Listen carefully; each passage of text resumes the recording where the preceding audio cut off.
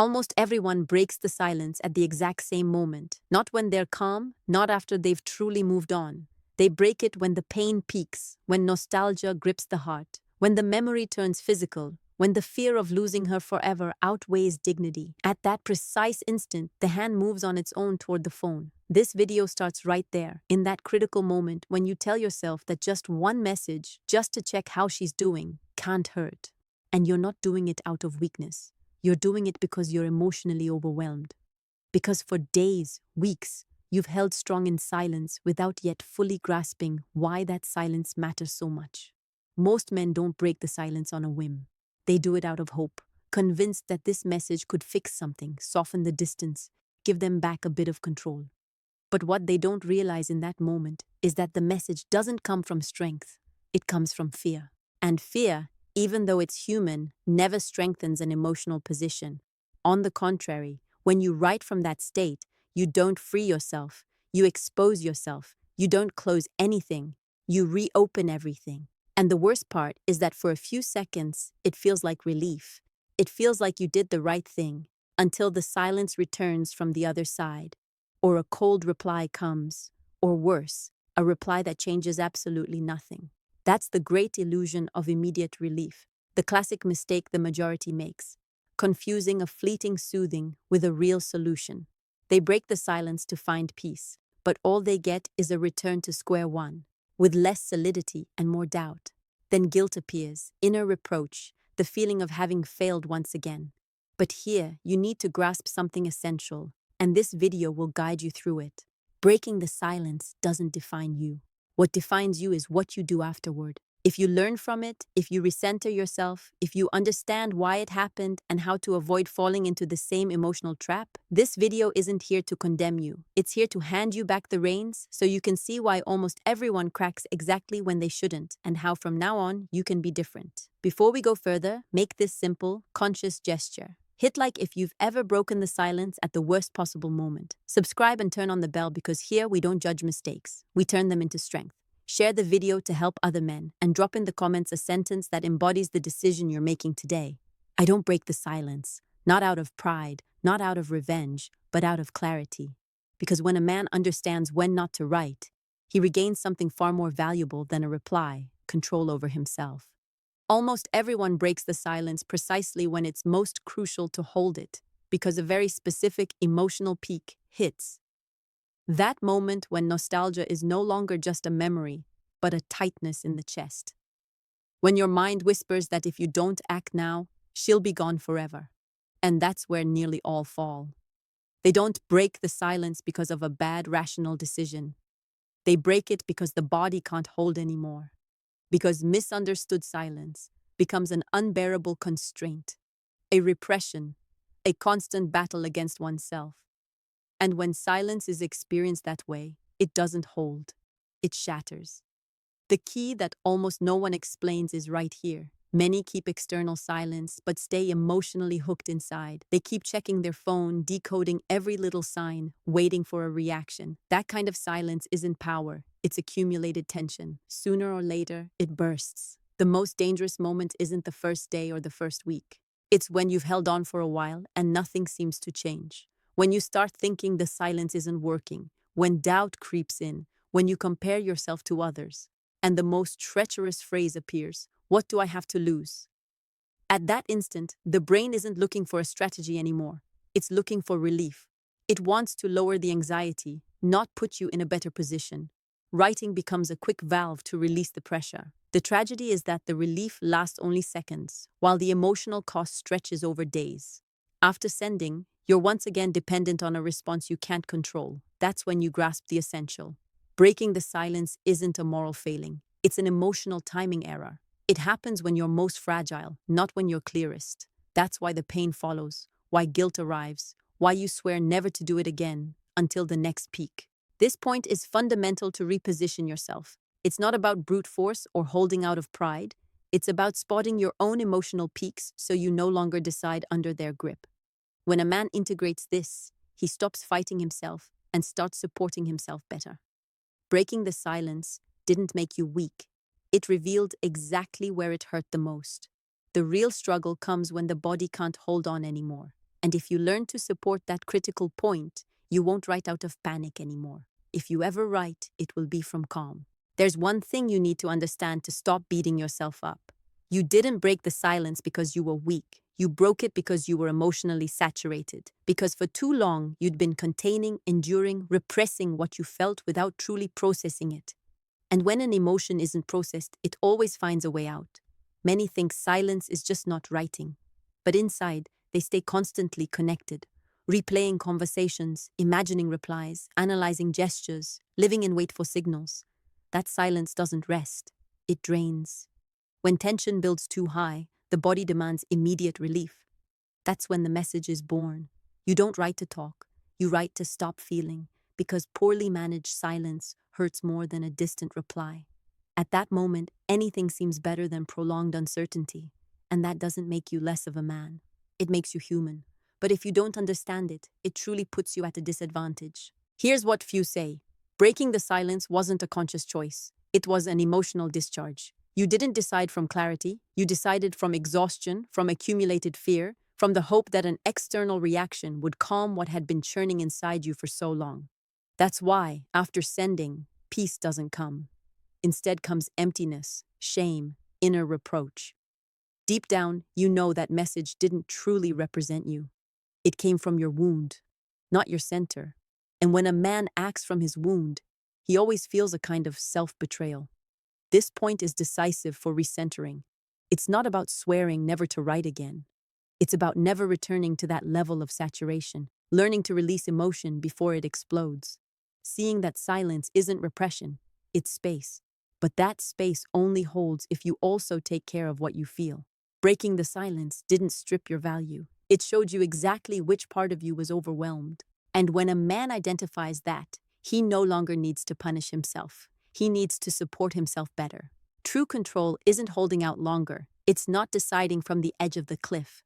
When silence is broken, something unexpected happens for many men. The dynamic flips against them.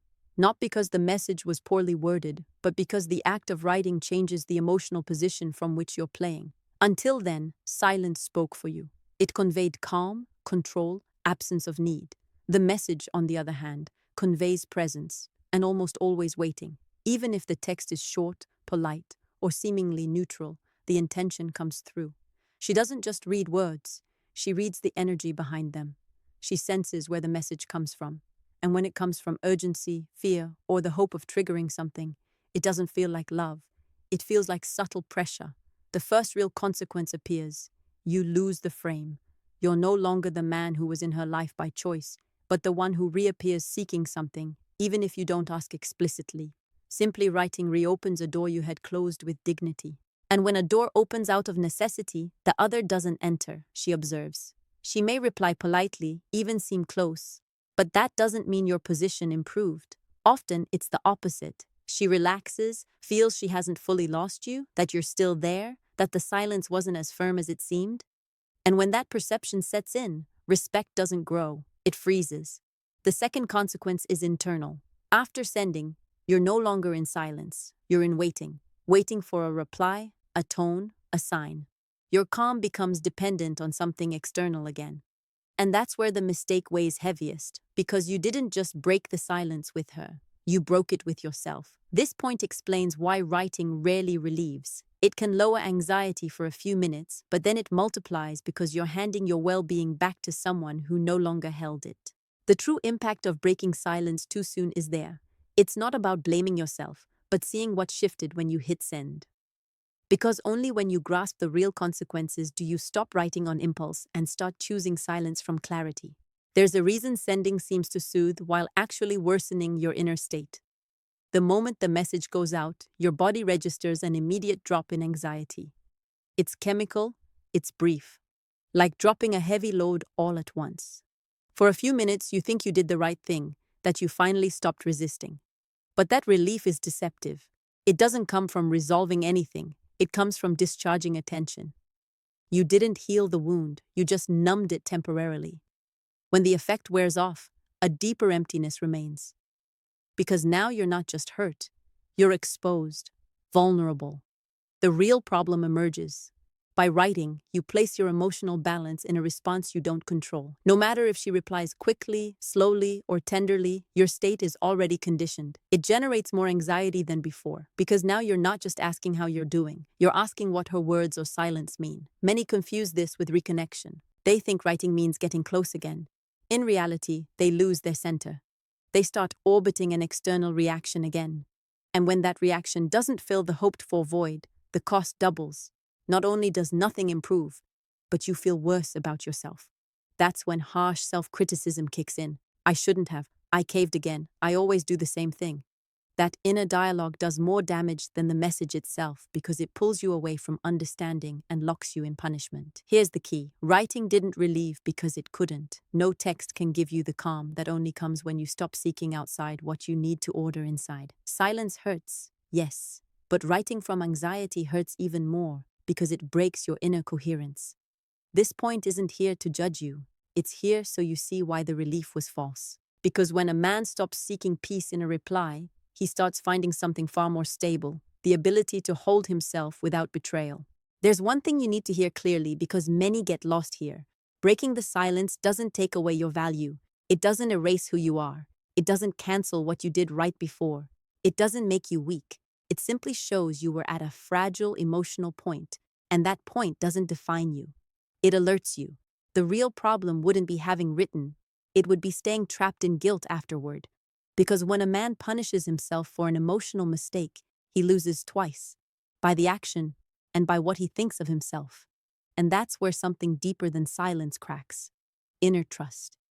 This is the moment to reposition yourself. Understand that your value isn't measured by never failing, but by how you rise after failing. If you use this episode to identify when you're most vulnerable, you move forward. If you use it to burden yourself, you stay stuck at the same emotional level that pushed you to write. Many believe that after breaking silence, everything is ruined. That's false. Not because there are no consequences, but because no consequence is final when you recenter. The mistake isn't writing. The mistake is persisting. The mistake is justifying, explaining, trying to fix with words what only a stance can correct. Your value doesn't rest on one isolated act. It rests on the coherence you build afterward. If you wrote, stop. If you exposed yourself, gather yourself. If you reacted, return to your center. That's not weakness. That's true self-control. This is where many reclaim something precious. Quiet dignity, not the kind that's shown off, but the kind felt when you know that even after stumbling, you didn't abandon yourself. That feeling outweighs any message sent or received. Breaking the silence didn't take your strength. It showed you where you still need to strengthen. And when a man understands that, he stops seeing mistakes as sentences and starts seeing them as adjustments. True power isn't never falling, it's rising without losing yourself. If you've already broken the silence, the most powerful thing now isn't explaining, justifying, or correcting with more words. It's stopping, really stopping. Because the real mistake wasn't writing once. The real mistake would be continuing from the same wound. That's where most go wrong again. After breaking silence, the urge comes to fix it. Send a better message, clarify, soften, conclude elegantly, but every additional send deepens the same posture, that of the man trying to regain control with words. And control never comes back that way. What truly works is harder on the ego, but far more effective for your balance. Withdraw calmly. Don't vanish in anger. Don't punish. Don't dramatize. Just return to silence. This time from awareness, from I understand, from I'm staying here. When you stop, something shifts in you instantly. Anxiety truly drops, not from fleeting relief, but because you stop exposing yourself, stop waiting, stop interpreting. You become the observer of your own state, and that repositioning is key to regaining stability. On her side, she senses this shift, not always consciously, but she feels it. She notices there's no follow-up, no insistence, no extra explanations, and that rebalances the dynamic far more than any perfect message could, because the silence that follows erases the urgency of the previous one. What defines your position isn't the mistake, it's what you do next. If you wrote and then stop, you reposition yourself. If you continue, you sink deeper. The difference isn't in the past, it's in the decision you make now. You don't need a heroic act. You need to stop reacting, because when a man realizes he can stop, even after faltering, he reclaims something more precious than silence, mastery of his impulses. The silence that truly works isn't punishment or rage-held restraint. It's the silence born when you no longer need a reaction, when you're no longer waiting, when you don't count days or decode gestures.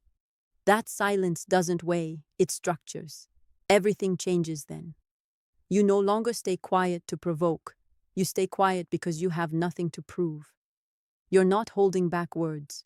You're honoring your center. This difference isn't visible outside, but it's felt intensely inside. Anxiety drops because there's no more inner fight, no more resistance. There's acceptance that not writing right now is caring for yourself. This silence requires no fixed duration or strict rules. It's not measured in days or results. It lasts as long as you feel stable in it. And when a man acts from stability, even his absence communicates something different. No urgency, no need, just coherence. She perceives this change not as a challenge, but as a new reality.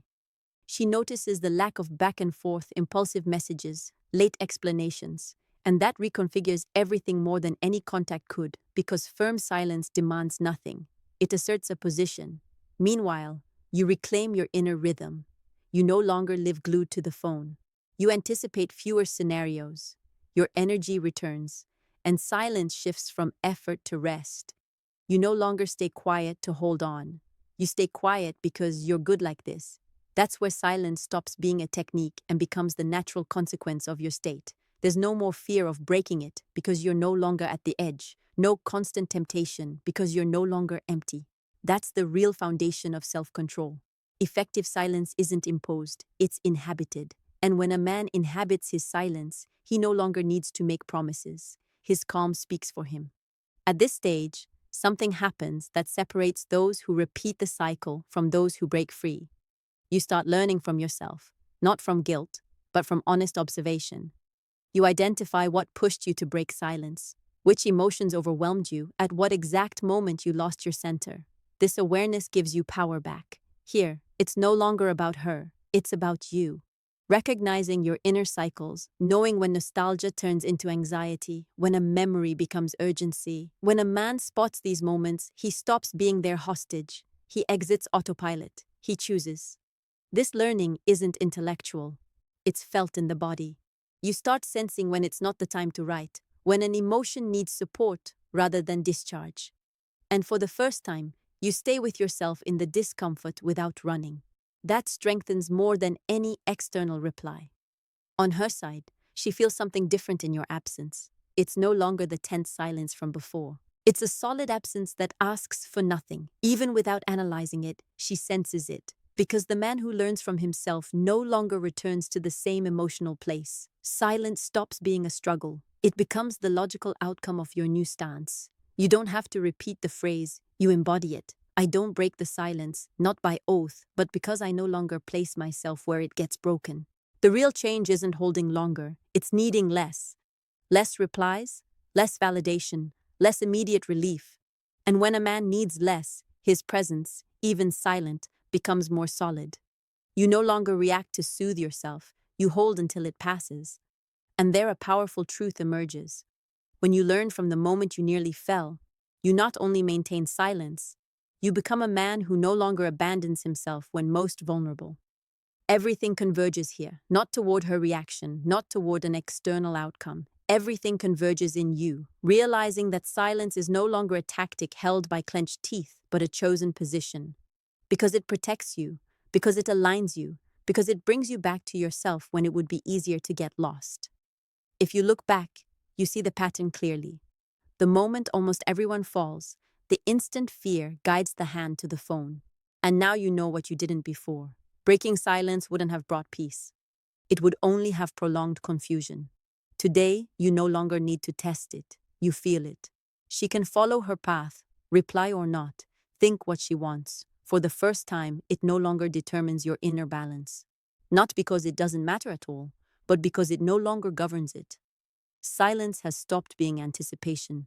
It's become the natural consequence of being centered.